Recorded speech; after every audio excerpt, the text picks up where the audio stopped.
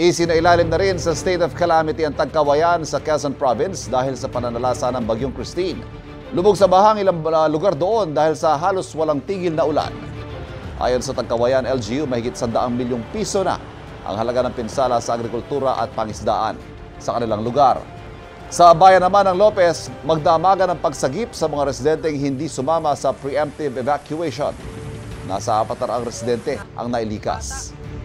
Sa Gumaka, nasayang ang mga palay na aanihin na dapat sa isang bukid. Nasira naman ang covered court ng Lukban Elementary School dahil sa lakas ng hangin. May classroom din nabagsakan ng puno.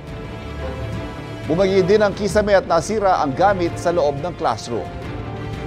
Sa bayan naman ng San Narciso, bahagyang inanod ng baha ang isang pampasaherong bus papunta sa gilid ng highway. Mabutit ligtas ang mga sakay nito.